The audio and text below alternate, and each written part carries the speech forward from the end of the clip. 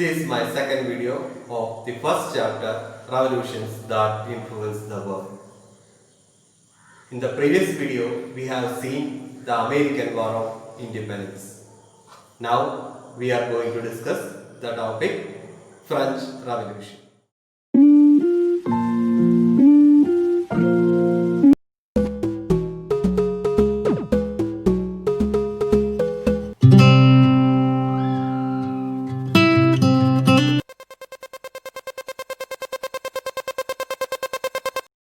Let us read some statements.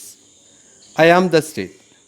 God has given absolute power to the king over his subjects, and only God has the authority to question him. Louis XIV. After me, the deluge. Louis XV. If they cannot eat bread, let them eat cake. Marie Antoinette. These are the statements made by the rulers of France in the 17th and the 18th centuries. We can also see the picture of Versailles Palace, which was the center of their power. From this, it is clear that rulers were autocratic and squanders. They led luxurious life, but the life of the people were pathetic. The words such as in France, 9/10 of the population died of hunger and 1/10 of indigestion also describes the social discriminations prevailed in France during that period. Do you know which are the circumstances that led to the French Revolution? The majority in France lived in misery. A minority, including the rulers, led a life of luxury and extravagance. This situation was the result of the social and economic inequality that existed in France. The French society was divided into three strata, and they were known as the estates. From this, we can see how the French society divided into three estates. The first estate, clergy. In the second estate, nobility. Third estate, the middle class, including traders, writers, lawyers, officials, teachers, and bankers. Farmers and craftsmen also included in third estate. Then we can understand the features of each estate in detail. First estate held vast land, collected the tax called tithe from farmers, exempted from all taxes, controlled higher positions in administrative and military service. Then second estate engaged in military service, collected various taxes from farmers, made farmers work without wages, exempted from taxes, led luxurious life, and held vast land. And last one is third estate. No role in the administration, paid land tax, namely thaile, to the government, low social status, and paid taxes to clergy and nobles. These are the features of French society that prevailed during that period. Like the American War of Independence, French Revolution also have influenced by some thinkers and their ideologies. Let us learn more about the thinkers and their ideologies. Voltaire. He ridiculed the exploitation of clergy, promoted rational thinking, ideals of equality and humanism. Another thinker was Rousseau. He spelled out the importance of freedom with his famous statement, "Man is born free, but everywhere he is in chains." He declared that the people are the sovereign. Another famous thinker of French Revolution was Montesquieu. He encouraged democracy and the republic. He suggested division of powers of the government into legislature, executive and judiciary. Let us see another division, physiocrats and philosophers. Physiocrats were the economists who advocated for the freedom of everyone to own and manage property and promoted the interest of the middle class also. Philosophers were the thinkers, scientists, and writers who gave primacy to reasoning, and they compiled encyclopedia and made scientific thought popular. Then we can understand the causes of financial crisis in France. The luxurious life and squander of the Bourbon kings, clergy and lords, and the frequent wars they waged, along with the frequent spells of drought and crop failure, brought France to the brink of bankruptcy. The financial and military assistance given to American colonies in American War of Independence also aggravated the financial crisis in France. These are the causes of the financial crisis in France. The third estate takes the lead. To levy new taxes upon commoners, Louis XVI summoned the State General, the Legislative Assembly of the representatives from all the three estates in 1789.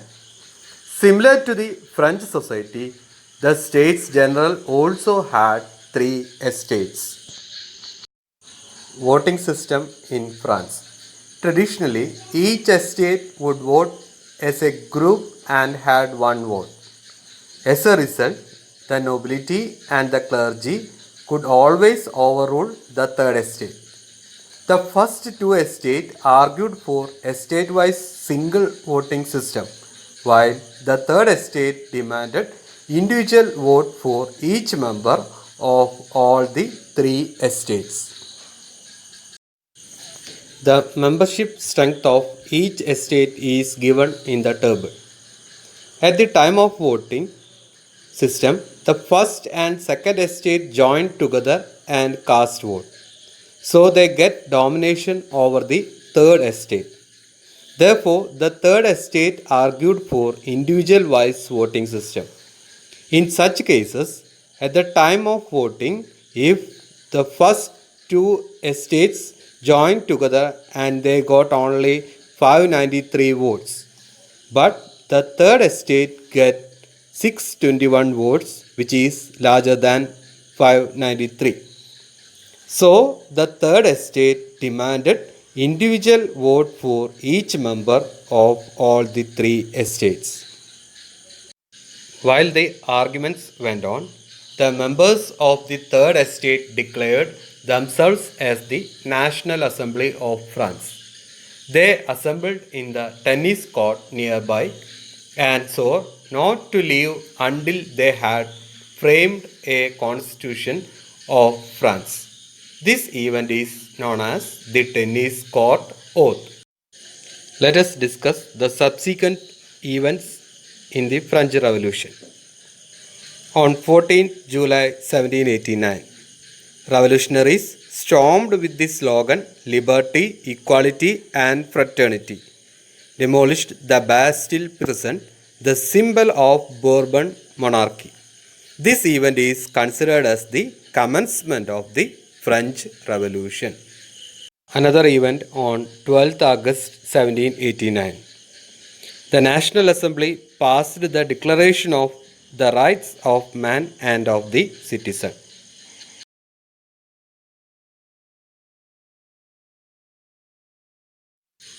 On October 1789, thousands of women marched from Paris to the Palace of Versailles with the slogan, "Give us bread." On September 1792, the National Convention formed as per the new constitution proclaimed France as a republic. By using guillotine, a committee of public safety did mass executions of suspected enemies of the revolution. A part of the Declaration of the Rights of Man and of the Citizen, passed by the French National Assembly, is given. It is the ideology of Rousseau that is reflected in the Declaration of the Rights of Man and of the Citizen, prepared by the French National Assembly. Then we are going to discuss the impact of French Revolution. Liberty, equality, and fraternity is the most important among them. First one is the French Revolution stimulated all the later revolutions in the world. It ended the feudal system in Europe and threatened the autocratic rulers. French Revolution proclaimed that nation is not merely a region but the people. It contributed the concept of people's sovereignty, spread the ideas of equality, liberty, and fraternity. It helped the growth of the middle class and led to the emergence of nationalism, etc. are the impact of the French Revolution. Next topic is Napoleon and the French Revolution. The French who revolted for noble aims had to survive under the autocratic rule of Napoleon Bonaparte for a short period. Napoleon played a crucial role in defeating the European alliance, which was formed under the leadership of Britain against France in post-revolution period. He seized the power in France in 1799. Though an autocrat, he instituted several reforms in France. Let's discuss some important contributions and reforms of Napoleon. Farmers were made the owners of land. Second one, formed sinking fund with the aim to avoid public debt. Third one, constructed several roads for transportation. Next one, exercised state's control over the clergy. Another one, established Bank of France to centralize finance. And prepared a new code of law by codifying the existing laws. These are the major contributions and reforms of Napoleon. The last topic, Battle of Waterloo. In France, nationalism strengthened during the reign of Napoleon. One by one, he invaded the other European countries. The European countries feared that the reforms of Napoleon would spread all over Europe. They organized themselves under the leadership of England. It was the ideals of the French Revolution and not Napoleon that they were afraid of. Napoleon was defeated by the European alliance in the Battle of Waterloo and lost his power in 1815.